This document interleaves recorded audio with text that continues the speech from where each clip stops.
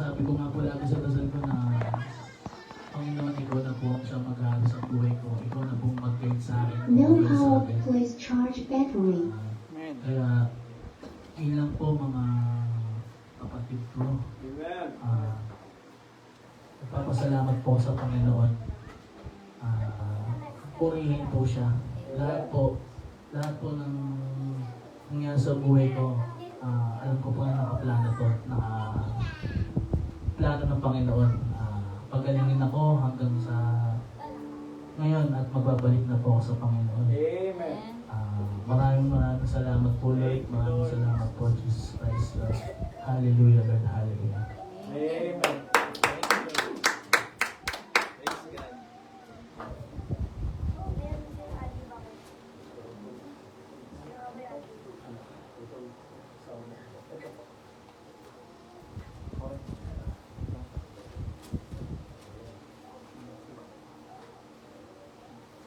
Amen.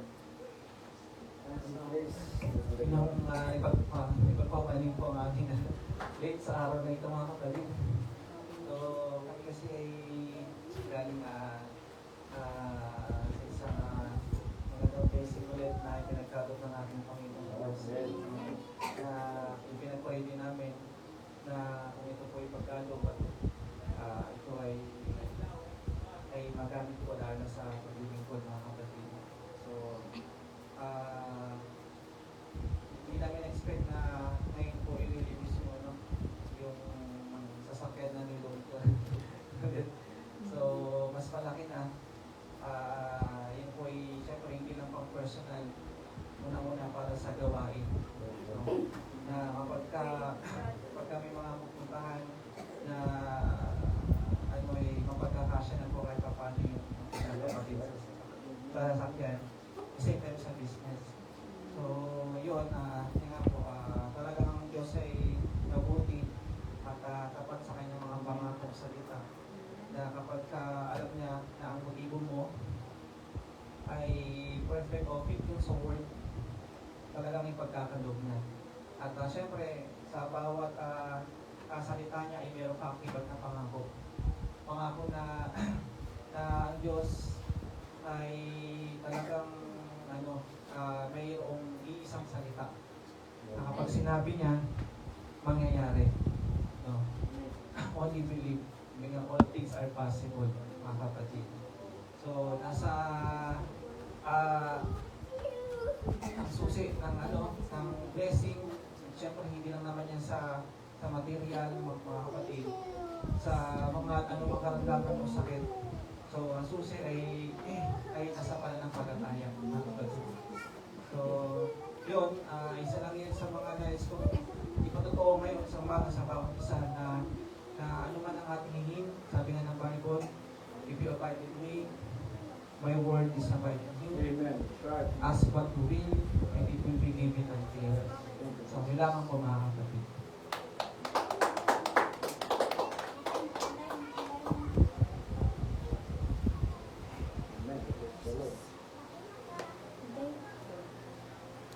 Amen. Thank you, Lord. Bigyan ng mic si Sis Min. Thank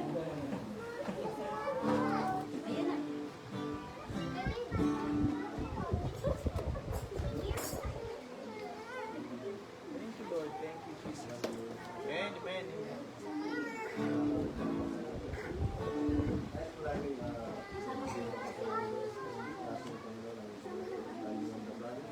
Amen, amen.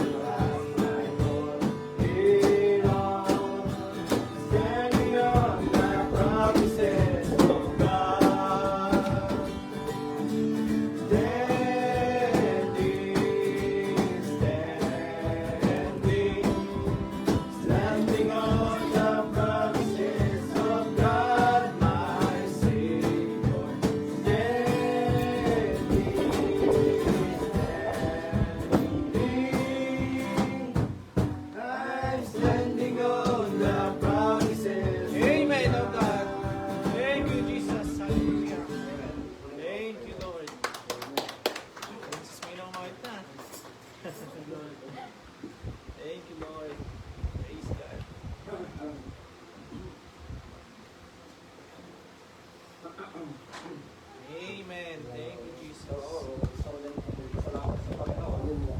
Amen. Siguro, sabi ko nga kanina sa isip ko, parang haba na masyado, baka gabi na tayo. Pero sabi ko naman minsan lang naman to. Amen. Amen. Sana magkasama-sama din sa mga kapatid pag Wednesday. Kasi, hindi ako nakakamali, dalawang Wednesday na rin to kung ano. Sulitin ang alas 12. Kaya, Prayer meeting na. kaya tagang alaw na po dito. Praise God. Ang lobin ko. Pero yun nga, gusto ko pong pasalamat sa Panginoon. Kasi 2 weeks, wala ako dito. Kumbaga, isang malaking privilege talaga sa akin po na makapag-attend ang gawain ng Panginoon. Kasi di naman natin alam yung alaon. Kasi nagtunay. Nais ko po magpasalamat sa Panginoon Diyos. Kasi yung pagpapala niyo nandiyan po. Sa mga narasay, pinagpakatay ng Panginoon. Paglabas tayo ng, pabili tayo ng motor, so blessing. Thank you, Lord Panginoon. Jesus. Salamat. Bilang gusto ko pasalamat mga kapatid ng sister ko na nakakapagpatuloy pa po ako, mga kapatid. Yung sa mata ko, alam niyo naman po yun. Yung katarata ko, may katarata po ako. Ang tagal ko na sinabi na yung operation, pero hindi pa rin kasi siguro nangyari kasi hindi pa nilulog ng Panginoon. Then, nagpapasalamat ako sa Panginoon kasi kung kailan mas tumatagal po yung katarata ko doon, mas lumilinaw. Thank you, Lord Jesus. Lumilinaw siya. At the same time, mga kapatid, parang hindi ko na rin kasi ramdam na katarata ako eh. Pero yun nga, nagpapasalamat ko po sa Panginoon kasi biyaya niya. Amen. So, let's give paglit sa ating Panginoon Diyos po kung kapurihan mga kapatid. Nais ko siyang awitan sa salamatan mga kapatid. Thank you, So, Jesus. lang po naman kung iba, siguro lang po ito. So, sa biyaya mo mga kapatid, dahil talagang bawat isa naman nakakaranas ng biyaya. Amen. Mga kapatid sa ating Panginoon. Thank you, Jesus.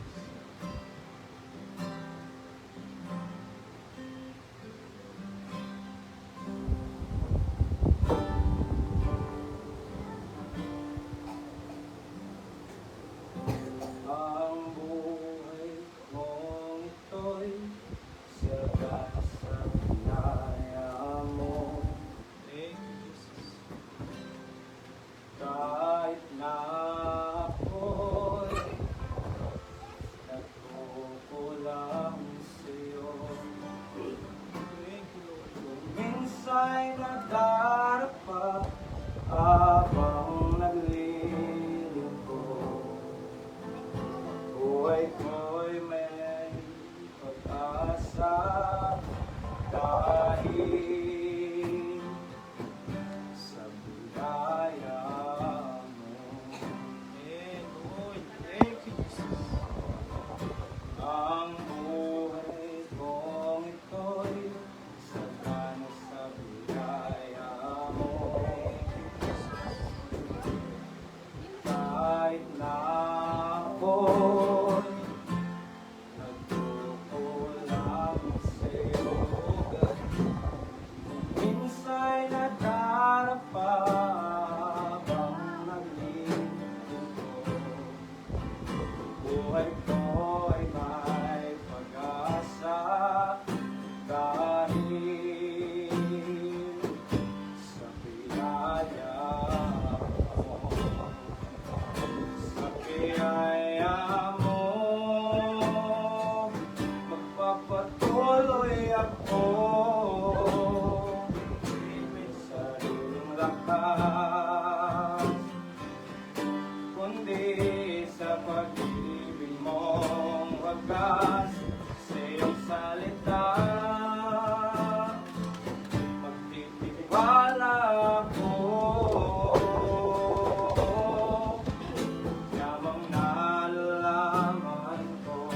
Thank you, Jesus. Ang buhay ko'y hawak mo, mayroong lakas hanggang wakas. Dahil sa biyaya mo, ang buhay kong ito'y puno ng kagalakan. Kahit minsa'y napapago ang aking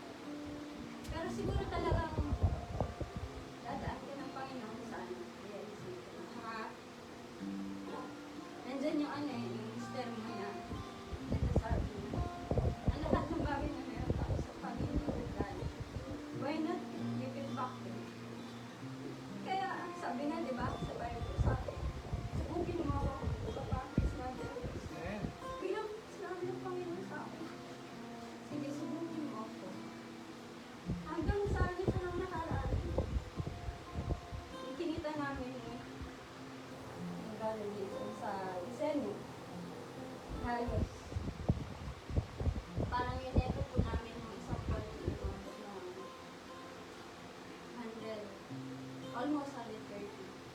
So napaisip ako, 10% ko kagad siya. Sabi ko, at 10% ng 130, nasa 20K. Bilang pinaisip ng Panginoon nga po yung word na subukin ko nga. Kaya sabi ko bigla na lang nasasagot sa asawa ko na, Pamit, magka-tights na tayo. Magkano ma? 30K. Sabi niya, sarado siya. Sabi ko, order na ako. Tagay, binigay namin yan sa Panginoon. Tapos kumita pa ako sa movie, ibinigay ko din yung 10% ko sa movie. Hanggang sa nagdaan ng araw, no? Naging, sabi ko, grabe Panginoon, nakakamiss ka. Yung pagpapala mo, talagang hindi, totoo yung salita ng Panginoon. Pag binigay mo sa Kanya para sa Kanya, ibibigay din.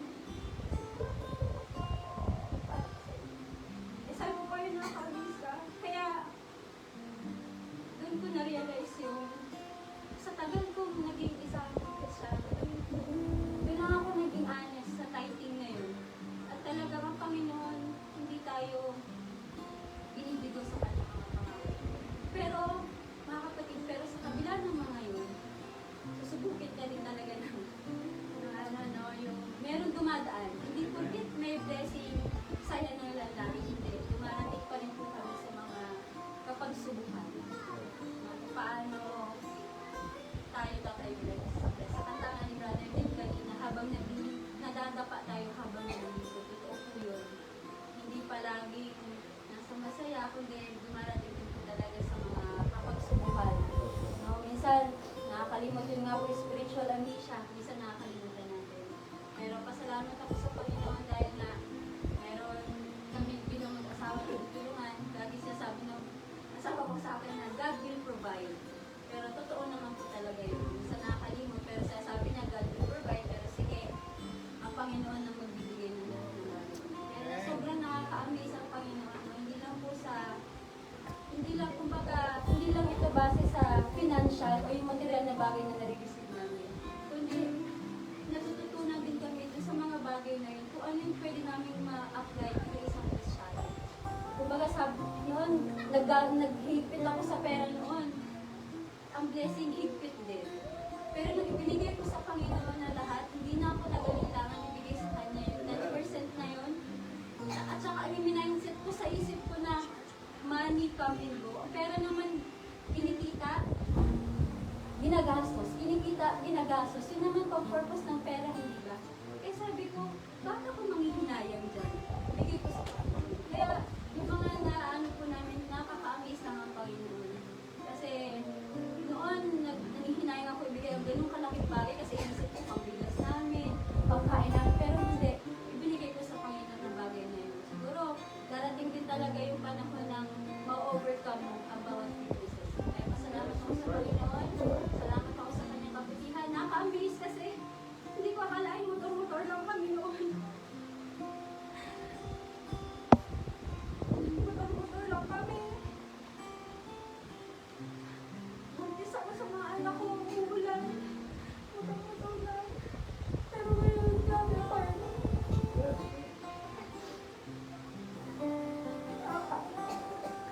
Nakakatuwa. Nakaka-amaze po sa kaya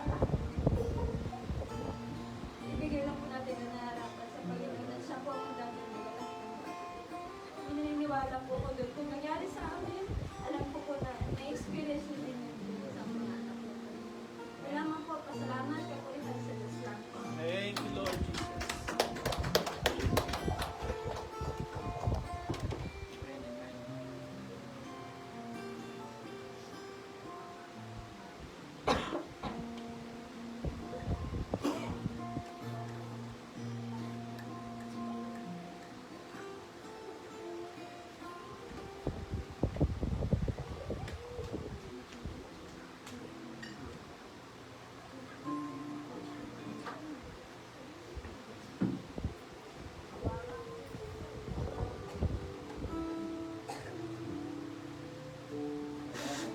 Kung wala na po mga kapatid, tayo pwede na muna sa pagliligo.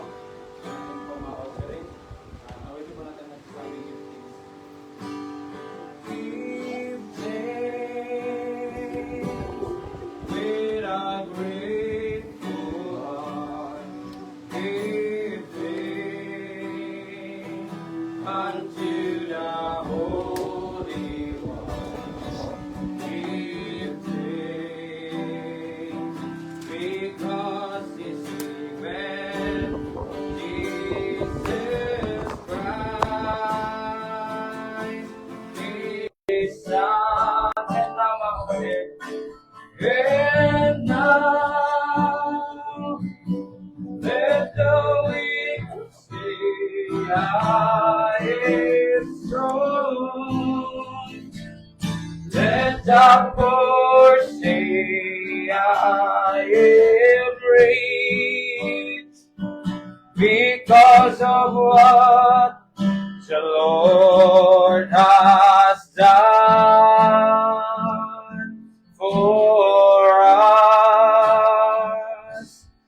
give thanks. Tayo po yung mukha at manalangin, mga kapatid. O dakilang Diyos, isang banal, isang kataas-taasan at mapagpala sa lahat. O Panginoon, narito po ang mga kaloob namin pong nalikom sa dakong ito, Panginoon Diyos, na iyong pong na binigay ng iyong mga anak, Panginoon Diyos. At dalangin namin, Panginoon, na patuloy mo itong linisin, paspasan, Panginoon Diyos, at ito po ay magamit sa ikalalago ng iyong pong iglesia, Panginoon Diyos, at magamit sa iyong pong kapurihan, O God. And we pray, O Lord Jesus, na patuloy mo pong pagpalain ang bawat isa na naririto, Panginoon Diyos, sa lahat ng kanilang mga pangangailangan, Panginoon, at muli, sa iyo po lahat ng papurit, pagsambat, pasasalamat. In the mighty name of Jesus Christ, we pray all these things. Amen. Amen.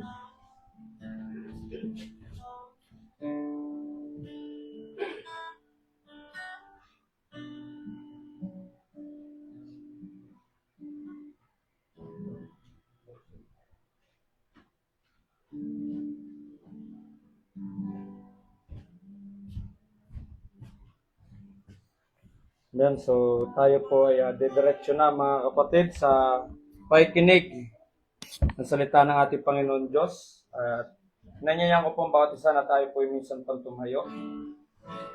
At awitin po natin nagsasabing, I know the Lord will make a way for me. I know the Lord will make a way, mga kapatid. At ang atin pong lyrics, mga kapatid, ay nasa GC po, mga kapatid. Akin pong isinin. Awitan natin Panginoon Diyos. Patuloy natin anyayahan ang kanyang banal at dakilang presensya sa gabing ito.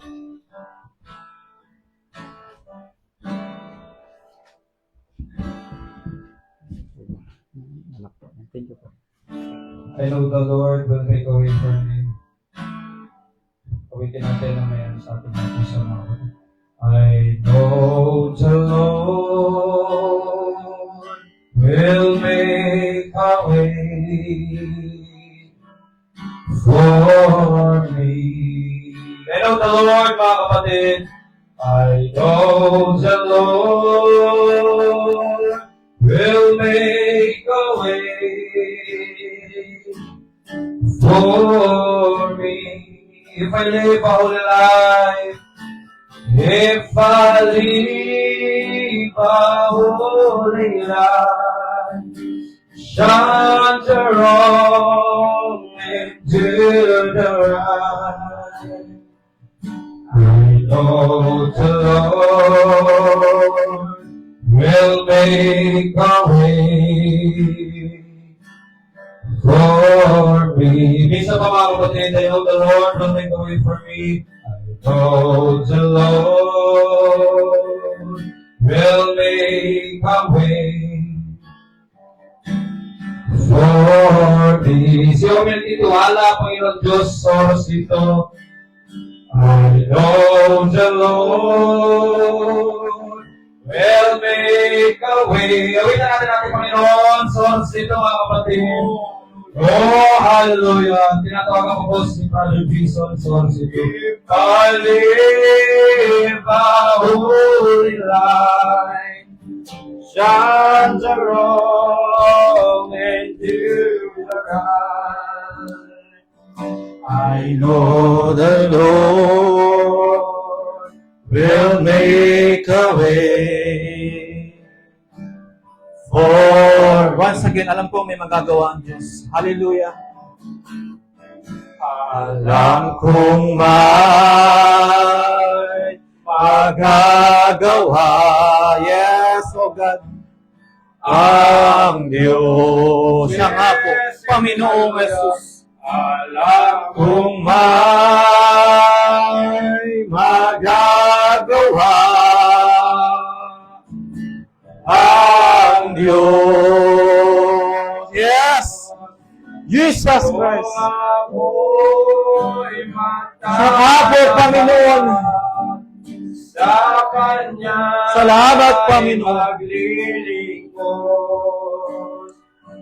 Alam kong may magagawa ang Diyos. Diyos, tayo po ay mukod manalangin. Panginoon, sa gabing ito, kami po ay taos-pusong nagpapasalamat. Sa gabing ito, O God, muli pa, O Panginoon, nasa gabing ito ay kami inyong pinagkatipon-tipon upang ikay aming masamba sa Espiritu at katotohanan. Upang ikay aming mapasalamatan muli sa lahat ng kabutihan mo sa aming mga buhay. Sa lahat ng mga panghako mo, Panginoon, na siyang inyong ipinagkakaloob sa bawat isa bilang mga anak ninyo na sumasampalataya, O Panginoon. Muli, O God, ang gabing ito, Panginoon, ay ipinagkakatiwala namin sa inyo mula sa importanteng bahagi ng gawain ito ay ang makapakinig ng inyong mga salita, O Panginoon. Aming dalangin, O God, sa bawat sulok ng inyong munting kawan na ito ay inyong mabantayan, O Panginoon, sa pamamagitan ng inyong banal na Espiritu Santo, O Panginoon. Talian mo ang gawa ng kaaway na magbibigay ng kaguluhan, O God, sa pakikinig namin mula sa inyong mga banal na salita. Muli, Panginoon, bago kami dumako sa pakikinig ng inyong salita, muli pa, O God, kami po ay humihingi ng kapatawaran sa aming mga pagkukulang at pagkakamali mula sa isip, sa salita, at sa gawa. Naway, Panginoon, naway ang mga kasalanan ito ay mahitapon sa dagat ng pagkalimot. At muli, O God, ang inyong Santong Espiritu, aming dalangin na siya ay makadaloy, O God, mula sa ikabuturan ng aming mga puso, O Panginoon. At naway, O God, ito po ay magtuloy-tuloy, O Panginoon, at ang Espiritu Santo, Panginoong Diyos, na siyang aming inaasahan bilang isang lingkod mo, O Panginoon, aking dalangin na kami po ay mapangunahan. Kayo ang siyang magturo, O Panginoon, ng inyong mga salita sa likod ng pulpitong ito. Gamitin mo lamang po kung channel of blessing, O God, mula sa paghahayag ng inyong mga salita. Muli, O God, aming dalangin, ang lahat ng ito ay aming tinataas, walang iba kundi sa pangalan ni Jesus, na aming Diyos, dakila at makapangyarihan sa lahat. Amen. So muli mga kapatid, bago po tayo tuluyang magsiupo, nais kung tayo po ay bumasa ng salita ng ating Panginoong Diyos, ating buksan ng ating mga Biblia dito po sa John chapter 7 verse 17.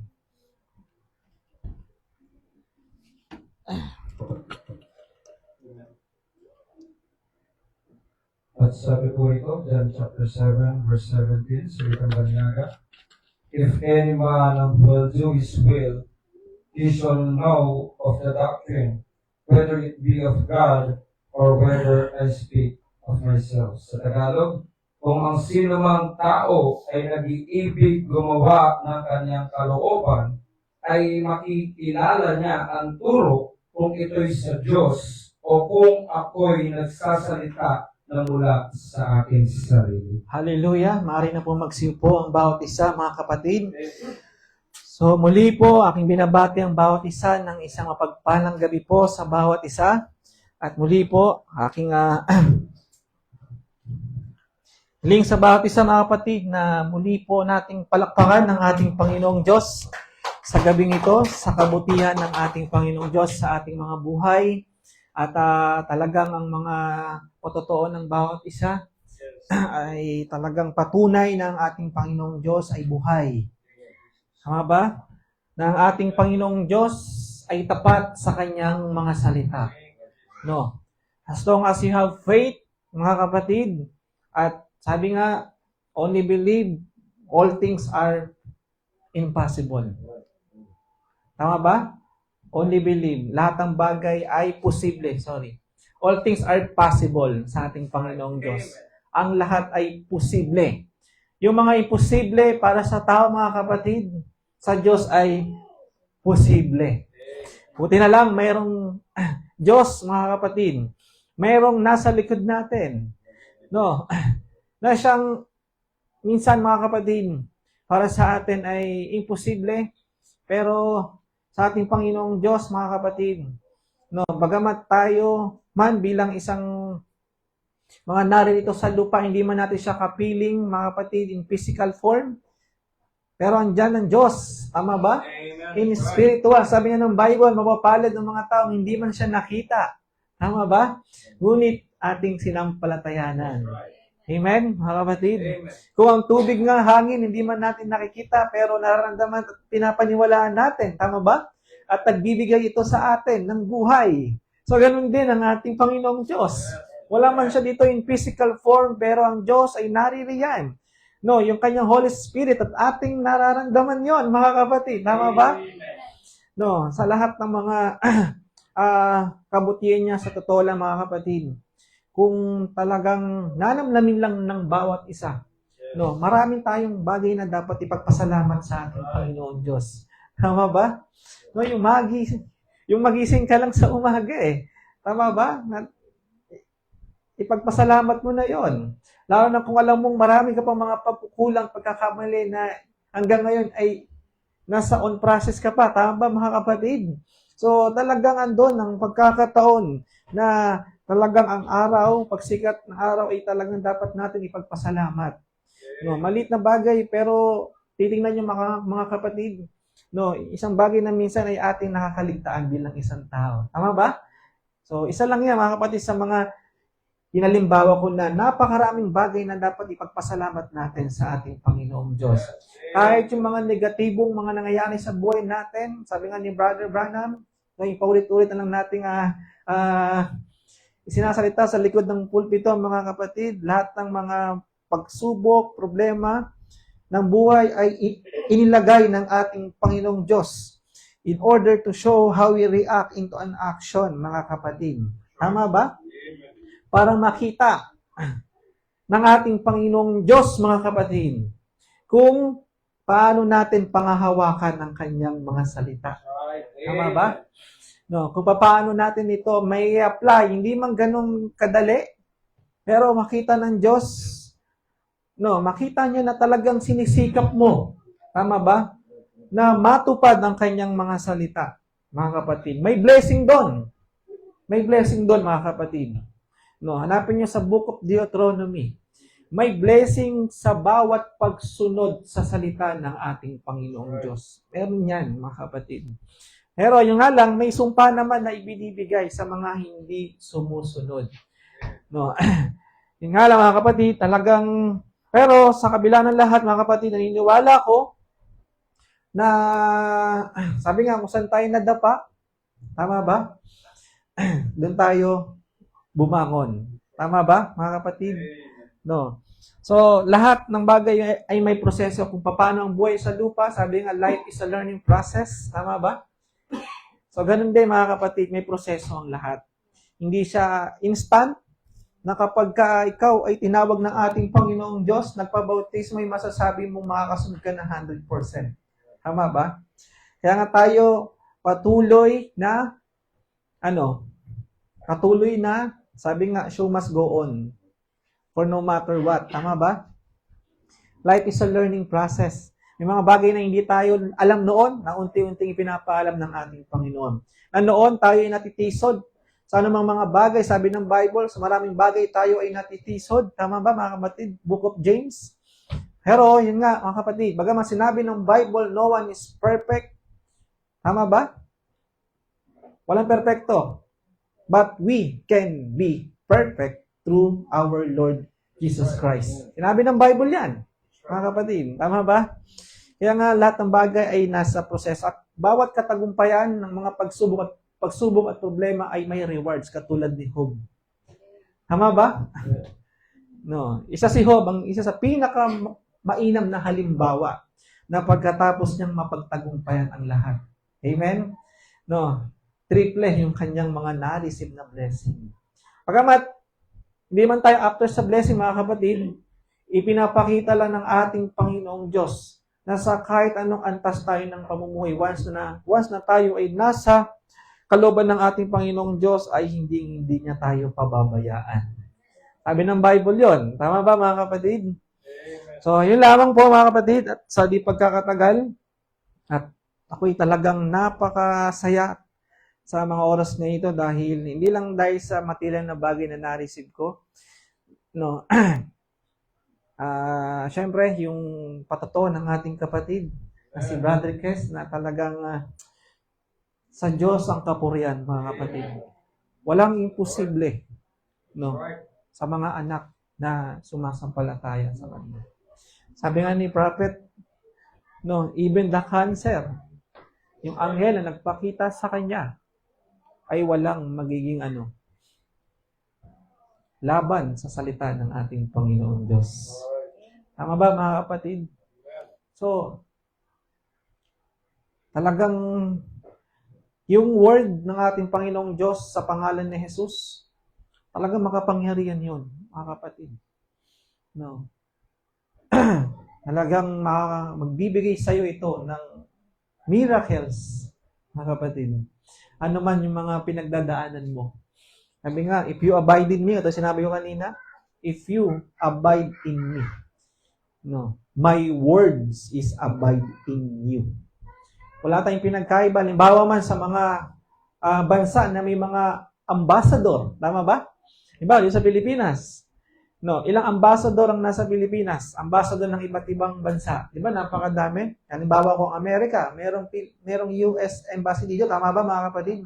No. At ang US Embassy, no, ay inilagay yan ng United States of America dito sa Pilipinas at anuman, no, ang hingin ng namumuno sa embahada na yon, yung authority, no, na ibinigay sa kanya, anuman ang hingin niya, mga kapatid, no, ito ay ipagkakaloob sa kanya. Ama ba, mga kapatid? No, they will provide. So, ganun din, sabi ni Brother Branham, we as a type of ambassador here on earth. Tandaan nyo, kaya nga tayo, as a bride of Christ, tandaan nyo sa mag-asawa, kapag yan ay kinasal, nagiging conjugal properties ang lahat. Tama ba, mga kapatid? Ang pagmamayari ng asawang babae, no, o ang pagmamayari ng anumang bagay meron sa babae ay pagmamayari na ng lalaki. Tama ba? Ang mga bagay-bagay meron sa lalaki ay pagmamayari na ng kanyang asawang babae. Tama ba, mga kapatid? So, ganoon din. Anuman ang mayroon sa ating Panginoong Diyos ay ibinibigay sa atin. Ay sa atin, mga kapatid. Tama ba? No. Sabi nga, God will give us the power on high. Tama ba? True in His name. No, to cast all the devil, tama ba? To heal the sickness, basta magkaroon ka lang ng faith sa ating Panginoong Diyos. Lahat ng yan ay binibigay niya. Amen? So, yun lang po, mga kapatid, sa di pagkakatagal. Anong oras na? Sorry. 8:52 pa lang. Sige, meron pa tayong 5 hours. So, muli po, mga kapatid, dahil ito po ay hindi naman ganun kahaba, no, tatapusin ko lang po yung topic natin nung last Wednesday, patungkol po sa true religion. Amen? So, sino po ba dito yung naka-attend nung last Wednesday? Meron naman tayong live. Tama ba? Yan. So, true religion part 2, mga kapatid. No, at kung inyong natatandaan, mga kapatid, no, nabanggit natin nakaraan doon sa part 1, what is the meaning of religion? No, it is a belief and worship of a superhuman controlling power, especially a personal God or gods. Religion comes from the Greek word tris o treskeia. O sa English, ang meaning, ceremonial observance and worshiping. O sa Tagalog, isang ceremonial na pagdaraos at pagsasama-sama ng bawat mananampalataya. No. So, mula doon sa nabanggit natin, mga kapatid, no, tayo ay consider also as a religion. Tama ba? Sapagat tayo po ay mayroong sinasamba. Tama ba, mga kapatid? Dahil ang religion means it is a belief and worship Sumasamba sa isang, sabi doon, superhuman controlling power, especially a personal God or gods. Ang sabi doon. Kaya kapag kami nagtanong sa inyo, mga kapatid, kung ano ang religion natin, huwag ninyong sasabihin, hindi tayo naniniwala sa religion. Tama ba? Naniniwala tayo dahil tayo ay consider as a religion. Sapagkat ang meaning ng religion ay isang ano? It is a belief and worship. No? Na mayroong sinasambang Diyos. Tama ba? Amen? So, yun. Then, sabi nga dito mga kapatid, ay sa pag-aaral natin last Wednesday, how many religion in the world? Ilang relihiyon na mga kapatid? Meron sa iba't ibang dako ng bansa o sa buong mundo, mga kapatid? Oo. 4,000 to 10,000, di ba? So ganun na siya kadami, mga kapatid. Ganun pa man, sabi nga dito, worldwide, like Christianity, Islam, Hinduism, or Buddhism, Jewish, Orthodox, etc. No, so umaabot siya ng 4,000 to 10,000. So ganun siya kadami. Can you imagine mga kapatid? Yung 4,000 nga lang, napakadami na eh. Pero yung aabot pa ng 10,000, napakadami na. Kaya ikaw bilang isang tao tulad ko, dito na lang sa Pilipinas tama mga kapatid, napakaraming paniniwala meron dito sa Pilipinas. Kaya napakaraming sekta o relihiyon. Tama ba mga kapatid? Pumunta nga lang sa bundok Ararat o Arayat, makakita ka ng mga tribo-tribo dyan na meron din silang paniniwala. Ayon sa kanilang meron din silang sinasamba ayon sa kanilang paniniwala. So, considered din also yon as a religion. Hindi nga lang sila nakaregister sa sect. Maybe yung iba siguro nakaregister. Baka naturuan na sila, tama ba? O, yung nga, naturuan na sila na dapat i-register yung mga ganon. Pero, wala namang ganyan, di ba? No, hindi naman nire-register ang anong reliyong meron ka Tama ba mga kapatid? So, kung sa buong mundo ay nasa 4,000 to 10,000, dito nga sa Pilipinas, di ba, nabanggit natin nakaraan, di ba, napakarami na rin, gamat ay wala silang estimated kung ilan, kasi nga, kung titingnan ninyo, bawat araw siguro o linggo, may mga nagbubukas. Tama katulad yung halimbawa ko nakaraan, halimbawa tayo dito, sama-sama, tapos kung merong iisa na tatayo na hindi magugustuhan, yung paniniwalang meron tayo, lalabas siya, magtatayo ng sarili. Tama ba? Mga kapatid, at mag-i-invite at papangalanan na ganito ang kanyang iglesia. Tama ba mga kapatid? Common yung ganyan. No. Amen? Then, sa dinami-dami ng mga relihiyon, no, sa buong mundo, which one is the true religion? Diba? Ayon sa pag-aaral natin nakaraan, sabi ni Brother Branham, o ni Prophet, after it's all these many things that represents God, yet the Christian religion is the only true religion in the world. No. Bagamat napakadami, yet sabi nga dito, Christian religion is the only true religion in the world. Di ba? Hindi sa pag-aaral natin mga kapatid, what is Christian belief? Pag sinabing Christian means believer and followers of Jesus Christ. No. Hindi followers ni ni Buddha Sautama. Sorry hindi ko basta alam ko yung Buddha, yung meron pa yung kaduktong nabasa ko lang kahapon, nakalimutan ko lang yung Basta pag sinabing Christian ka, means follower ka o believer ka ng ating Panginoong Jesucristo. Amen? Kaya nga, ang word na Christian ay mababasa sa Bible 3 beses. Tama ba mga kapatid? From Acts 11:26, Acts 26:28, and 1 Peter chapter 4 verse 16. Baka may magtanong din sa inyo, at least alam ninyo na ang salitang Christian, kasi may mga dyan, may mga tumatayo dyan, sinasabi nga nila, as long as na yan ay nakasulat sa Bible, ay paniniwalaan ko. Pero kung wala, hindi nila paniniwalaan. Amen? Pero tayo, ang belief natin, even wala sa Bible, hindi siya nakasulat letra por letra, sapagkat sinabi ng Bible, ang letra ay pumapatay. pero ang Espiritu ay nagbibigay buhay. May mga bagay na even na hindi nakasulat sa Bible even na hindi nakasulat sa Bible, mga kapatid, ito ay ating pinaniniwalaan. Halimbawa, di ba? Nakaraan, ang ampalaya, yung salitang ampalaya, hindi naman nakasulat sa Bible. Tama ba, mga kapatid? Pero, sa Old Testament, may mababasa ka na may mga gulay na mapapait. So, meaning, bagamat yung word na ampalaya, wala sa Bible, pero, kabilang siya doon. Sa mga gulay na mapapait, ang ampalaya. Tama ba? Yung kamatis, wala rin naman. Mga kapatid. Pero sabi ng Bible, may mga gulay na nakakain ng tao. So, ang kamatis, bagamat hindi may ang parte ng gulay, ang kamatis ay isang, prutas. No? So, may prutas sa Bible. Tama ba? Tama ba, mga kapatid? No. May fruit sa Bible na literal na pwede mong kainin. Pinapakain nga kina Eva Adan noon Tama ba? So, ang kamatis, di man siya gulay, pero prutas, pero consider siya doon. Consider siya as a fruit also. Tama ba, mga kapatid? No. Kaya nga, hindi porket hindi nakasulat sa Bible, ay hindi na natin paniniwalaan. At yung mga pag-aaral natin last time, tama ba, mga kapatid?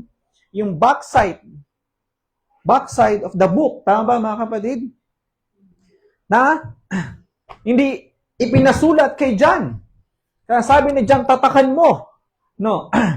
Ang sabi ni Brother Branham, mga kapatid, yung revelation ng 7 seals, yung meaning ng mga kapatid, bagamat hindi nakasulat sa Bible, yung sinasabi na nasa backside of the book, na hindi nakasulat na kanyang ipinaliwanag kung anong ibig sabihin ng first seals, second seals, third up to 7. Tama ba, mga kapatid? No. Hindi nakasulat sa Bible kung anong paliwanag nun. Basta sinabi lang, ang unang tatak, eto, puting kabayo. Pangalawang tatak, pulang kabayo. Pero wala kayong mababasa sa Bible na pinaliwanag ni John kung anong ibig sabihin isa-isa noon. Tama ba, mga kapatid? Na ipinaliwanag sa huling iglesia. Tama ba, mga kapatid? ng ikapitong anghel. Ikapitong mensahero, mga kapatid. I know it is deep, pero kailangan itong ipangaral sa likod ng pulpito. No, na ito yung mga hindi natin napapakinggan sa iba't ibang reliyon. Amen, mga kapatid? No. So, tulad nyo, kaya nga, sabi nga dito, mga kapatid, bagamat tayo ay nasa ilalim, ngunit kahit na ang isang tao ay nasa ilalim ng totoong relihiyong Kristyanismo, ay masasabi bang tayo ay ligtas na o makakapasok na sa kaharian ng ating Panginoong Diyos? Di ba, ayon sa pag-aaral natin, mga kapatid, hindi porket nasa ilalim ka na ng relihiyong Kristyanismo na sinasabi na ito ang pinaka-totoong relihiyon sa lahat ng relihiyon sa buong mundo, ay masasabi mong ligtas ka na o makakapasok ka na sa kaharian ng ating Panginoong Diyos. Bakit, mga kapatid? Sapagkat dito sa loob ng Kristyanismo ay mayroon tayong malaking problemang kinakaharap. Kaya mapapansin nyo, mga kapatid, na tulad na sinasabi ng mga Muslim, no, na sila daw yung bukod tanging relihiyong mayroong pagkakaisa. How come? No. Ngayon, wala nang pagkakaisa sa kanila. Even them, mga kapatid, nagkaroon na rin ng division sa kanila. No. Even them, hindi lang dito sa loob ng kakristyanuhan, nagkakaroon ng debate. Even sila, punta nga ng Luneta. No. May makikita ka dyan. Nakaraan nga matagal na, mga kapatid, wala pa ako dito. Akala ko kung ano yung, minsan lang ako tumuntong ng Luneta, mga kapatid. Minsan lang ako pumunta para mamasyal. Akala ko merong tawag doon, artista o pamigay, o ano man yung pinagkakaguluhan ng tao sa isang area. Magulat ako, dalawang Muslim nagsusuntukan, nagkapikunan daw. Dahil sa paniniwala nila. Debate pala yun. Tingnan nyo? So, paano masasabihin kayo ang bukod tanging relihiyong may pagkakaisa? Kung nakikita sa inyo yung mga ganyang sistema, tama ba, mga kapatid? So, pero sa atin, dito sa ilalim ng kakristyanuhan, talagang napakadaming ganyan. Tama ba? Napakadaming debate.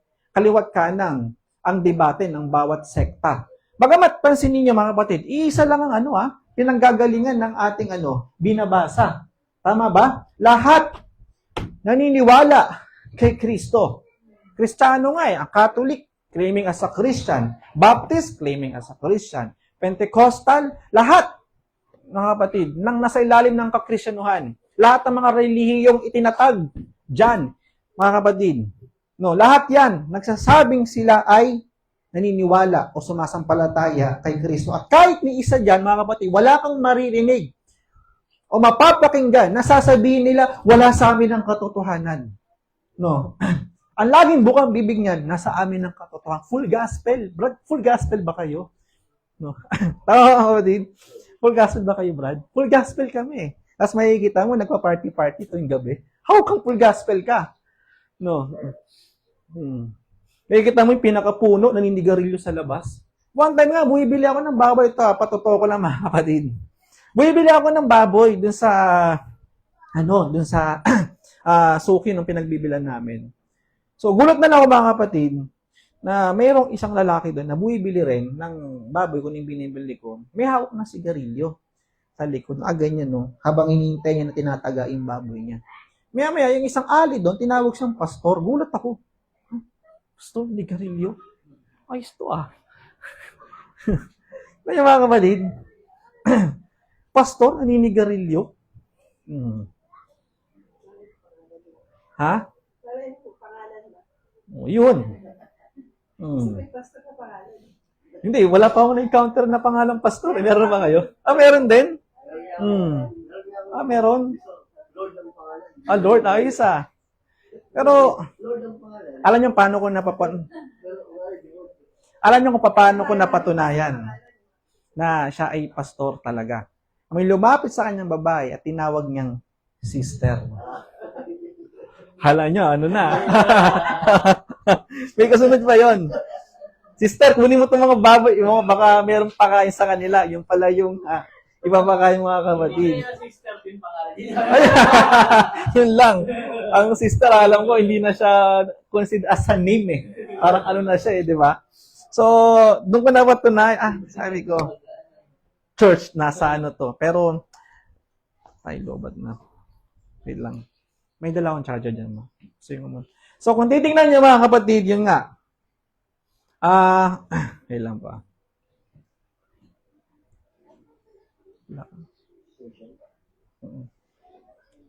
Ako muna sa bahay.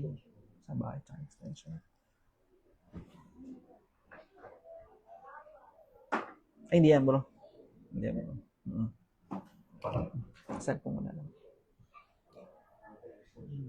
Cellphone ko yung isa.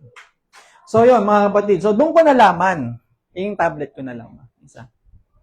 So, doon ko nalaman, mga kapatid. Doon ko nalaman na talagang pastor to ng isang iglesia, hindi lang pangalan. Akala nyo, Ayun. So, yung nakakalungkot lang isipin, mga kapatid, na may mga ganyan. No, na ikaw na dapat siguro, yan kasi ay depende kasi sa Dalawa lang yan Marahil hindi nila alam kung ano yung katotohanan patungkol diyan. Kasi one time nakapanood ako ng debate sa YouTube. Hindi ko na babanggitin kung ano yung pangalan ng dalawang yon. Na yung isa Christian born again, yung isa galing kay dating daan. Na ngayon wala na, sumalangit na yung kanyang kaluluwa, mga kapatid. So, yung isang yung kadebate niya na Christian born again daw, mga kapatid, okay lang sa kanila ang manigarilyo dahil wala naman doon nakasulat sa Bible. Ngayon, yung isa naman na manggagawa na galing sa dating daan, bagamat kung titingnan mo, tama rin naman kung ano yung binitawan niyang talata. Bagamat wala sa Bible, mga kapatid. Pero, sinabi nga niya, which is nasa Bible din naman, yung din naman yung stand belief natin, our body is a temple of God. Mga kapatid. Tama ba? Kung si Kristo, nung siya ay nagkatawan tao, mga kapatid, at makita natin, may nakasulat na siya ay nanigarilyo, wala sigurong problema. Tama ba? At nasusulat na pwede naman, wala sanang problema, mga kapatid. Wala naman tayong basehan. Tama ba, mga kapatid? Ninyo? Kaya isa yan sa mga makikita natin sa huling panahon, tulad niyan, nabanggit natin kanina. Sabi ni Brother Branham, mayroon tayong malaking problema dito sa ilalim ng sistema ng Kristyanismo. Sino? Yun ay ang mga namumuno, mga kapatid. Yun ang pinakamabigat at masakit. Kaya nga, mga kapatid, kung titingnan ninyo sa huling kapanahunan o sa atin ngayon, mga kapatid, alam nyo ba? Sabi ng Bible, mga kapatid, Book of Revelation, chapter 22, basahin nyo. Ang magdagdag o magbawas sa nasusulat. Sige po, basa mga kapatid. Sabi po rito sa Revelation chapter 22, verse 19, at kung sino man ay magalis sa mga salita ng aklat ng bulang ito, ay aalisin ng Diyos ang kanyang bahagi sa punong kahoy ng buhay at sa bayang banal na nakakasulat sa aklat na ito. Yan. Kung titingnan nyo mga kapatid, last book, mga kapatid, o chapter o sa Bible ay ang Revelation. Tama ba mga kapatid? Na kung makikita ninyo, even sa Old Testament ay may mga talata na nagsasabi na huwag natin dagdagan o bawasan ang mga nasusulat. Basa nga bro, Book of Deuteronomy. Meron yan. Hindi ko lang na-notes. Huwag magdagdag o magbawas sa nasusulat. Yun yung kiyano, Brad. Para meron lang tayong mga batayan dito. Sorry mga kapatid, nalobat yung tablet. Pero meron namang kahit pa paano pang backup. No.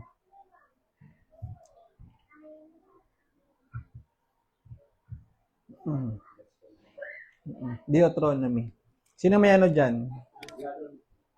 Deuteronomy chapter 4, Sige po. verse 2. Yan, sige po. Yan. Sabi po rito, huwag ninyong daragdagan, Yun, no? ipabawasan ang salita na aking iniutos sa inyo upang inyong maingatan ang mga utos ng Panginoon ninyong Diyos na aking iniuutos sa inyo. Ayun, no? No. Even sa lumang tipan, ang Diyos ay nagbigay na ng babala, mga kapatid. No. At sinuportahan yan, mga kapatid, ng bagong tipan sa Book of Revelation. No.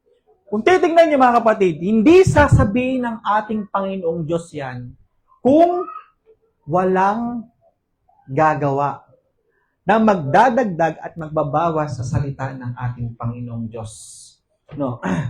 Kahit nung pasimula pa lang kasi, mga kapatid, sa Book of Genesis, sa panahon nila Adan at Eva, ay naganap na yung pagbawas at pagdagdag ng salita ng ating Panginoong Diyos. Diba ano ang sabi ng Bible? Kina Eva at Adan, malaya kayong makakakain. That is the first commandment of God. Tama ba? Ng Diyos. Sa Garden of Eden. Oo, sa lahat ng kautusan, that is the first commandment of God. Na mababasa nyo sa Bible. Malaya kayong makakakain ng kahit anumang punong kahoy sa halamanan ng Eden.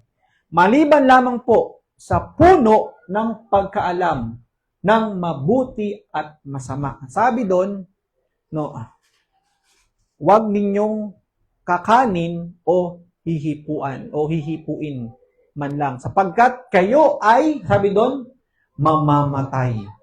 You'll surely die. Pero anong ginawa ng serpente o ng diablo, mga kapatid?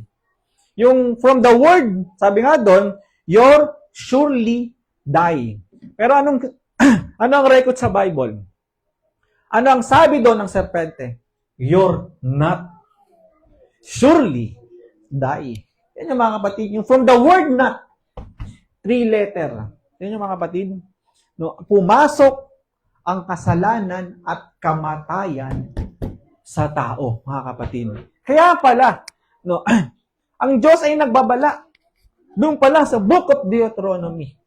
At kaibig sa last part ng book of ng Bible, mga kapatid, hindi siya nagkulang. Tama ba? Sapagkat, mga kapatid, may gumawa na nung una pa at talagang mangyayari pa rin. Tama ba, mga kapatid? At alam kong saksi kayo. No? Alam kong kayo galing din sa iba't ibang relihiyon. Na kung noon, isang salita lang ang binali. Pero ngayon, mga kapatid, napakaraming kautusan o nasusulat sa Bible na siyang binali o dinagdagan o binawasan na ng tao. Yan mga kapatid. No. Isang salita lang yun, ha? Pero ngayon, halos kabuuan na ng salita ng ating Panginoong Diyos ang kanilang binabago, mga kapatid. No. Yan nyo. Kaya nga sabi ng Bible, a man should not live by bread alone, but by every word that proceeded out of the mouth of God. Ang tao ay hindi lamang po nabubuhay sa tinapay lamang, kundi sa bawat salita. When you say sa bawat, kung ano yung sinabi ng Diyos from the book of Genesis hanggang Revelation, huwag mong dadagdagan yun. Huwag mong babawasan yun, mga kapatid. Kung ano yung sinabi niya, yun na yun. Kung sinabi ng Diyos, I and my Father are one, paniwalaan mo yun, na ang Diyos ay iisa, mga kapatid. Dahil isa yan sa mga aral o doktrina na sikat sa panahon natin ngayon, ang pagka-Diyos ng ating Panginoon Diyos. Tama ba? Sasabihin nila na there is a three person, tama ba? Being one God, tingnan nyo, being one God, mga kapatid. Bagamat 3 persona, pero iisa pa rin. Paano yun? Parang itlog lang daw, na sa itlog mayroong dilaw, may puti at may shell. No. Ganun ka kababaw, Brad. kung sa ganung kaparaanan mo, ipapaliwanag ng pagka-Diyos ng ating Panginoon Diyos. No. No. Maraming batayan, pasino niyo, mga kapatid. Pagkang pag-uusap ay patungkol sa pagka-Diyos, lalo na Trinity, Tunity, mga kapatid, marami silang mga batayan na ibinibigay patunay sa kanilang paniniwala. Saan nila kinukuha? Sa Bible din. Si Satanas, ano ang ginamit sa Genesis? Word of God din. Pero anong ginawa niya? Dinagdagan niya. Binawa. Itong mga to, anong ginagawa nila, mga kapatid? No. Dinadagdagan at binabawasan, mga kapatid. Sasabihin nila, ay, yung sinabi ni Kristo dyan, ay yung tungkulin sa pagka-Diyos, pero hindi naman talaga sila iisa. Sabi ng paniniwala, yung sinabi doon ni Kristo, I and my Father are one. No. Then sasabihin naman ng iba, ay, parang sa mag-asawa lang yan. Sabi ng Bible, kapag nagsama ang lalaki at babae, sila'y nagiging iisa. Ganon din si Kristo. Magkaiba pa rin sila. May ama at anak. Ang tanong, no, pag tumingin ka ba sa asawa mong babae, nakita mo na rin yung asawa ng lalaki?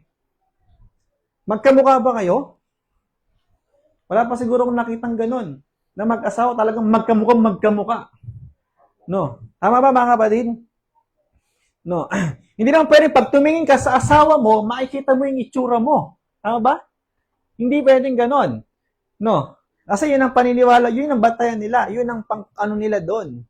No. Yun ang paniniwala, baga yung ini-insert nila na yung sinabi ni Kristo, I and my Father are one. Parang sa mag-asawa lang daw yun, na kapag nagsamang babae at lalaki, sila ay nagiging iisa. Sinabi ni Kristo, ang nakakita sa akin ay nakita na rin ng Ama. Alam niyo, mga kapatid, yun yung pinagkaiba natin sa kanila. No. Tama ba? Bible scripture yun, sinabi ni Kristo. No. Pinaghihiwalay nila ang Ama at ang Anak. John chapter 3 verse 16. For God so loved the world that He gave His only begotten Son, that whosoever believe in Him not perish but have everlasting life. Tignan mo, kapatid. Sinugo ng Ama ang kanyang anak. No? Tanungin natin si Kristo. Wag sila. Sabi ni Kristo, mga kapatid. Ano sabi ni Kristo? No. Ang Ama ay nananahan sa akin. At kailanman, mga kapatid, ay hindi siya iniwan ng Ama. Paano yun? No. Ano, mga kapatid? Paano yun? Hindi nila naiintindihan ng lubos, mga kapatid. So, katulad lang din sila ng kanilang ama. Sorry to say, mga ganitong bagay. Sabi ni Kristo, ye, the generation of viper. Noon, isa lang ang serpente. Ngayon, napakadami na, mga kapatid. Ayun, isa lang yan, yung Godhead. Sasabihin nila, there is a Holy Trinity. Wala tayong mababasang Holy Trinity o Holy Trinity. Holy One, meron tayong mababasa. Search nyo. There is only one God. From the book of Old Testament hanggang New Testament, puro only one God. Wala kang mababasa doon, 3 God o 2 God. Mga kapatid, only one God. From the Old Testament, one God. Sa Bagong Tipan, mga kapatid, search nyo. Kahit yung search nyo, mga kapatid, Holy One, wala kang makikitang Holy Trinity kung letra, for letra, ano na tayo, batayin dito. Letra for letra, mga kapatid. Wala kayong mababasang Holy Trinity. Meron doon, Holy One. Wala kayong mababasang ano sa Bible, na 2 Diyos, 3 Diyos, mga kapatid. Kundi one God. No. Marami rin silang batayan, pero hindi na nakapagtaka yung mga kapatid. Satanas ko, yung serpente, gamit din yung salita. Binago, mga kapatid. Kaya itong si Kristo ay nasa ilang. Tama ba, mga kapatid? Ano ang sabi ng Diablo kay Kristo? Nasusulat. Tama ba? Ano ang sabi ni Kristo? Nasusulat din naman. Tingnan niyo, mga kapatid. Yung ipinambabato ng Diablo, kung ano yung mga nasusulat din naman. Tama ba? Kaya, tayo dito, binibigyan tayo ng kapahayagan, mga kapatid. Ang mga kalaban natin dito, sa tunay na reliyon, ay mga nasa loob din ng Kristyanismo, mga kapatid. Na bumibit-bit din ng Bible at bumabasa katulad natin. Pero praise be to God dahil binigyan tayo ng kapahayagan. Binigyan tayo ng salitang walang halong dagdag at bawas. At kung mayroong mga mangangaral, mga kapatid, sabi rin naman ng Bible sabi nga ng Galatians chapter 1 verse 6 to 8, sabi dito, mga kapatid, I marvel that ye are so soon removed from him that called you into the grace of Christ unto another gospel, which is not another, but there be some that trouble you, and would pervert the gospel of Christ. But though we are an angel from heaven and preach another gospel unto you, than that which we have preached unto you, let him be accursed. Amen. Galatians 1:6 to 8. Ito ay sa panahon pa ng mga apostol. Sa pangangaral ni Pablo, mga kapatid, kahit sa panahon niya, ay mayroon ng mga na lumabas, mga kapatid. At sabi nga, they will pervert the gospel, mga kapatid. Kaya sabi doon, maging anghel man sa langit ang bumaba na magturo o mangaral ng ibang helyo na itinuro namin ay sumpain, mga kapatid. Kung sa panahon ni Pablo ay mayroon ng mga nagsilabasang mga bulaang mga ngaral. Sa panahon natin, mas lalo na, mga kapatid. Mas lalo na. Pero kahit ganun pa man, mga kapatid, ang peking bagay, saan ba nagaling yan? Mga kapatid, tanungin ko kayo. Sa original. Tama ba, mga kapatid? Mayroong pinagkopyahan yan. Kaya, meaning, mayroon pa rin mga reliyon sa panahon natin ngayon na tumatayo, mga kapatid, sa likod ng pulpito na walang dagdag at bawas ang tinuturo sa panahon natin ngayon, mga kapatid. At pasalamat tayo, dinala tayo doon.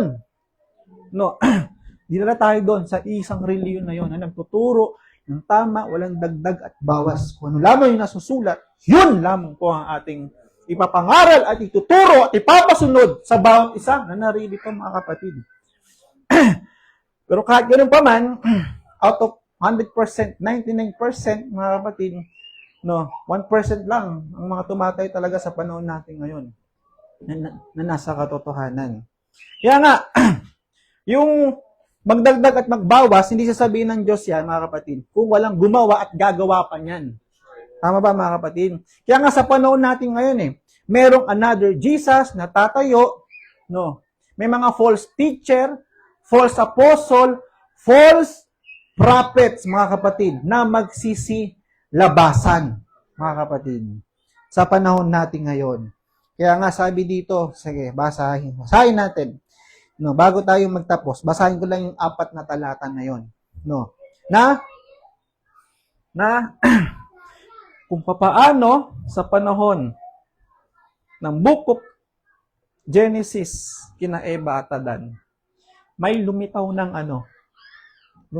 na siyang nagdagdag magbawal sa salita ng ating Panginoon. No. Kahit sa panahon ng mga apostol ay mayroon na, sa panahon natin ngayon ay mayroon din, mga kapatid. No. Sige po, dito po sa 2 Corinthians chapter 11 verse 3 to 4. Ito yung sinasabi ng Bible na nabanggit ko na kanina, yung another Jesus. Tama ba? Hindi pa. 2 Corinthians chapter 11 verse 3 to 4. Ito yung isa sa talata na merong another Jesus. No, sige po, basa. Ikwento ko sa inyo. Sige po. Ngunit ako'y natatakot baka sa anumang paraan kung paano si Eva ay nadaya ng ahas sa kaniyang katusuhan, ang inyong walang malay at malinis na mga pag-iisip na kay Kristo ay pasamain, sapagkat kung yaong paririto ay mangaral ng ibang Hesus na hindi namin ipinangaral, o kung kayo'y nagsisitanggap ng ibang espiritu na hindi nyo tinanggap, o ibang ebanghelyo na hindi ninyo tinanggap, ay mabuting pagtiisan ninyo. Ayun, no, mga kapatid. Pagtiisan ninyo kung anong meron tayo, mga kapatid. Bagamat napakahigpit, no, pagtiisan natin, no. Sabi nga dito, mayroong mga another Jesus, no, natatayo sa panahon natin ngayon. Naniniwala na sila ay naniniwala din kay Kristo, mga kapatid. Pero another Jesus yung bit-bit nila. Hindi talaga yung totoong Kristo, mga kapatid, o totoong Jesus Christ. How you will know them, mga kapatid? Paano ma-identify? Sabi nga doon sa mga ebanghelyo na itinuturo nila. No. Kasi hindi pwedeng kung ano sinabi ni Kristo, no. Halimbawa, bagamat naniniwala ka kay Kristo, napakalaki ng iglesia mo, nakapaskil dyan ang iglesia ni Kristo, pero kay Kristo, naniniwala ka na tao lang. Mga kapatid, tama ba? O, sinong reliyon ngayon ang mayroong napakaraming iglesia ngayon na nakaban? Lagi pa dyan, iglesia ni Kristo. Dahil sasabihin mo, si Kristo ay tao lang, pero malinaw naman. No. Mula sa Biblia na si Kristo ay Diyos. Hindi lang tao lang, mga kapatid. Tama ba? No. Doon pa lang sa John 1:1, malinaw na. In the beginning was the Word. And the Word was with God. And the Word was God. 14, made flesh and dwelt among us. Sino yon? Sino yung Word, mga kapatid? Di ba si Kristo? Sinabi doon, no? And the Word was with God. And the Word was God. Malinaw daw, mga kapatid. Tapos sasabihin mo, si Kristo, tao lang. Bagamat sinabi ni Kristo, letra por letra, ako'y tao lang na nagsasaysay. Ako'y tao nagsasaysay sa inyo. Totoo naman yun. No. Na si Kristo yung nagkatawan tao, mga kapatid. No. Katuparan yun ng kanyang ng kanyang perfect will Tama ba?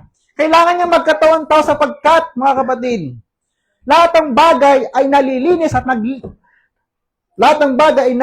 at naliligtas sa pamamagitan ng kamatayan. Paano mamamatay ang Diyos kung nasa espiritong kalalagayan, mga kapatid? Tama ba? God is a spirit. God is in eternal. Tama ba, mga kapatid? Formed in that spirit, mga kapatid. So, kailangan mayroong mamatay. Kasi by His foreknowledge, paunang kaalaman, nakita niya na na magkakasala ang tao at sa pamamagitan ng kanyang kakayahang by His foreknowledge bilang isang Diyos, mga kapatid, alam niya kung ano yung magiging sanhi at alam niya kung ano yung magiging solusyon. Kaya nga sabi ng Bible, the Lamb will be slain before the foundation of the world. Ngayon, kung siya yung nasa kalalagayang espiritu, paano mamatay ang espiritu, mga kapatid? Walang kamatayan siya sa ganong kalalagayan. Kaya siya nag-create ng katawan, mga kapatid. Kaya nga Jesus Christ, our God, Jesus Christ is the image, the invisible form of God. Hindi mo makikita ang Ama sa kalalagayan na sa espiritu, mga kapatid. Kaya nga sinabi ng Bible, si Jesus Christ, ang imahe ng Diyos na di nakikita, mga kapatid. Kaya mga kapatid, at mula sa imaheng yon, sa katawang yon, mga kapatid, ay ginawa ng ating Panginoong Diyos ang katubusan sa bawat isa mula sa ating mga kasalanan. Ayun yung mga kapatid. Ibang Jesus Christ kapag mayroong mga katuruan o aral na hindi na nakasulat sa Bible, mga kapatid. Sasabihin natin, may tatlo ang Diyos, iba anak, iba ang anak, iba ang Ama, iba ang Anak, iba ang Espiritu Santo. Pero, ano sabi ng Bible, mga kapatid? Di ba ang sabi doon? Tayo ay binabautismuhan mula sa iisang Espiritu, tama ba? Patungo sa iisang katawan. Ang tanong, mga kapatid, kung naniniwala din sila doon, kaninong Espiritu ang nananahan sa kanila? Espiritu ng Ama, Anak, o yung Espiritu Santo? Kung pag-iiba-ibahin nila ang Ama, iba ang Ama, iba ang Anak, iba ang Espiritu Santo. Ngayon, sabi ng Bible, we are all baptized, tama ba? Tayo binabautismo ng isang Espiritu patungo sa isang katawan. O ngayon, kaninong Espiritu ang mananahan o nananahan sa'yo? Kaya kung sasabihin mong sa Ama, tama naman, dahil sinabi ng Joel 2:28, in the last day, I will pour out my spirit upon all flesh. Mga kapatid. Part yun ng Old Testament. Tama ba, mga kapatid? Paano? Sinabi ni Kristo. Sinabi ng bagong tipan. Maliban na ang isang tao, walang espiritu ni Kristo ay hindi sa Diyos. Paano yun? O andyan pa yung banal na Espiritu Santo. Ang sabi ng banal na Espiritu Santo, sabi ng nasusulat, our body is a temple of the Holy Ghost. Paano yun? Kung pag-iibay mo ang Ama, iba Anak, iba ang Espiritu Santo, ang Diyos, sabi ng Bible, is a jealous God. Tama ba? Hoy, anak, umalis ka dyan. Ako dapat ang manahan dyan. Ay, hindi pwede. Nasusulat. Ang walang Espiritu ni Kristo, hindi sa Diyos. Paano yun? O ngayon, hihirit pa si Holy Ghost. Sabi ng nasusulat, ang katawan nila ay templo ng Espiritu Santo. Dinagera na, naglaban-laban na. Tingnan niyo mga kapatid. Pero sa atin malinaw, mga kapatid. Ang Ama, Anak, at ang Espiritu Santo ay isa lang yan. Tama ba? Siya yung Ama, yung lumantipan. Siya rin yung Diyos na nagkatawang tao, na si Kristo. At siya rin yung Diyos, mga kapatid, yung Espiritu Santo na ibinaba niya dito sa lupa. Hindi kasi nila maintindihan ng lubos kung ano yung mga katangian ng ating Panginoong Diyos. Tama ba? May katangian kasi ang Diyos, mga kapatid. Naalala niyo yung last topic natin? Yung about po dun sa... ano yung meaning ng attributes ng ating... Dugtong yun eh. Doon pa lang may sisingit na natin yung attributes ng pagiging isang Ama, Anak, at Espiritu Santo.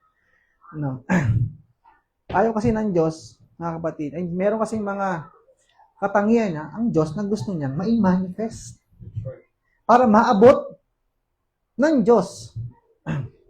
Kasi, bilang isang mga tao, kaya nga siya nagkatawang tao eh, mga kapatid, para maabot niya ang lahat ng mga pangangailangan natin, mga kapatid. No. Meron ka siyang mga katangian na gusto niyang i-manifest. O gusto niyang maranasan, mga kapatid, as a father. May purpose yun kung bakit. Tama ba? Paano ka magiging isang ama kung wala kang mga anak? Tama ba? So that's why God created His children, Adam and Eve. Tama ba, mga kapatid? Oh. Ngayon, nung makita niya by His foreknowledge na magkakasala ang tao, mga kapatid, doon na papasok yung isa sa mga attributes na gusto niyang may manifest. As a savior, ano pa ba? As a healer, as a great provider, paano niya may po-provide yon kung in the first place, wala siyang ililigtas, walang kagipitan para maituring na siya ay great provider, doktor, kung walang sakit. Tama, mga kapatid? At yung isang attributes niya, yung pagiging isang anak, may purpose din yun na tayo bilang isang mga anak niya ay nag-iwan ng mabuting halimbawa para ating sundan. Kuha niyo, mga kapatid, marami pa. Hindi ko lang ini-elaborate ko lang, mga kapatid. At yung Holy Ghost, mga kapatid, na as a great comforter natin. No. Holy Ghost, mga kapatid. Yan ay tatlong katangian ng ating Panginoong Diyos na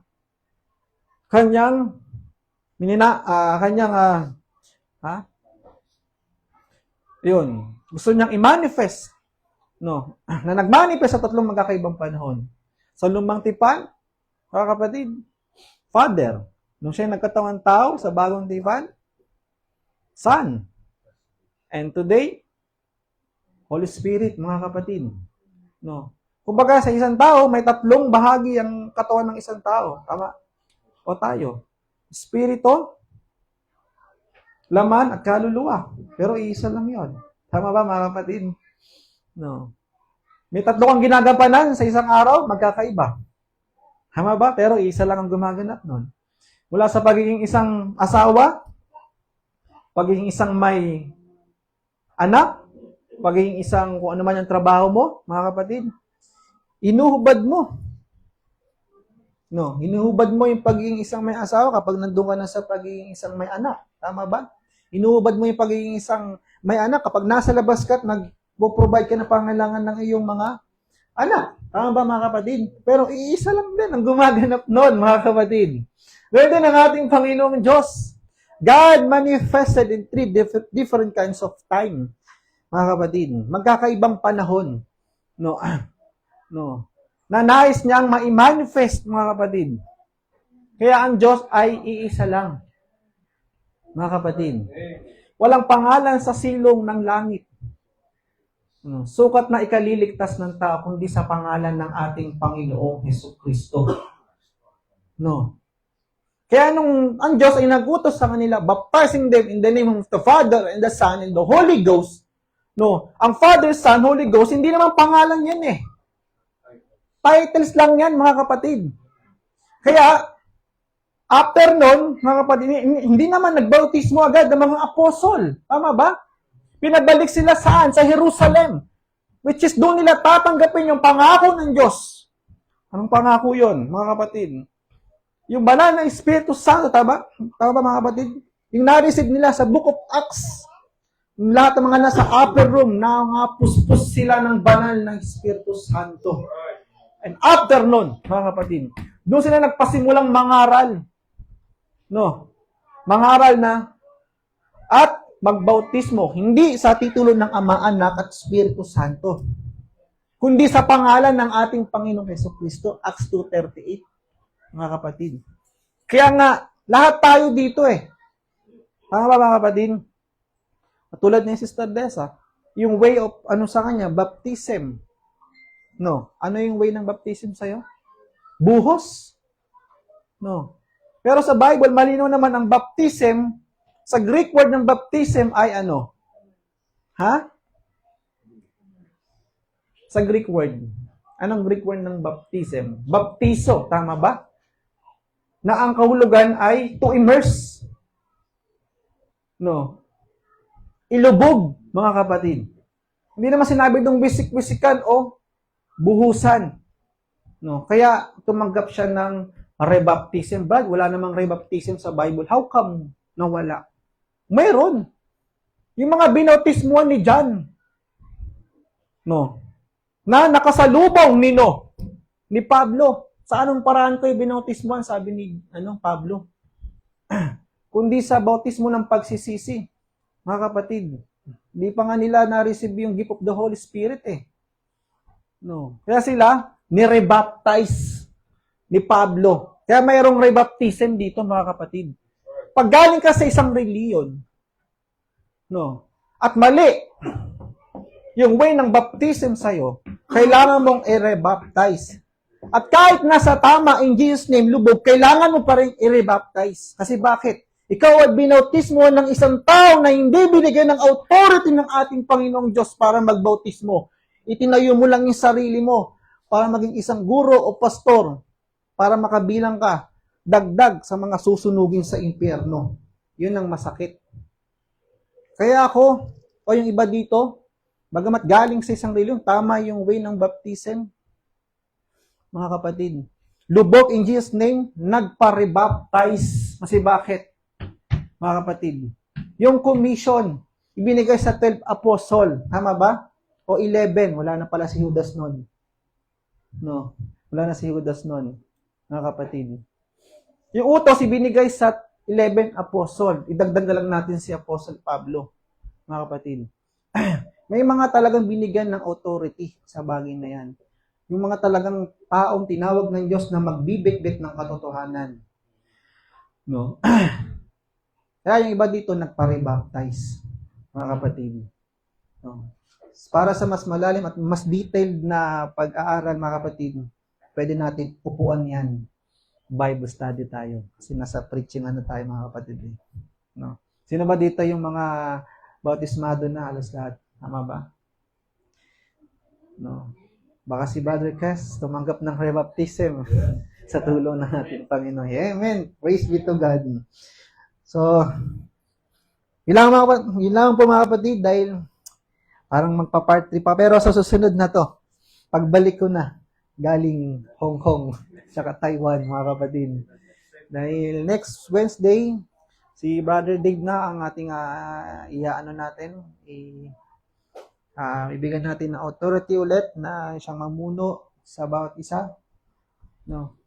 Sa loob ng mahigit most of 12 days, mga kapatid, na kami po ay tatawid ng Hong Kong, then from Hong Kong to Taiwan, para makapagbigay ng kalakasan, makapagbigay po ng tulong, mga kapatid, sa mga kapatiran na sa ibang bansa. No, so, pakisama sa prayer, mga kapatid, sa pagluhod ninyo, na ang gawain yon ay bigyan ng ating Panginoong Diyos ng katagumpayan, at samahan kami ng ating Panginoong Diyos, at kung paano kami umalis ng ligtas, ganoon din sa pag-uwi, mga kapatid.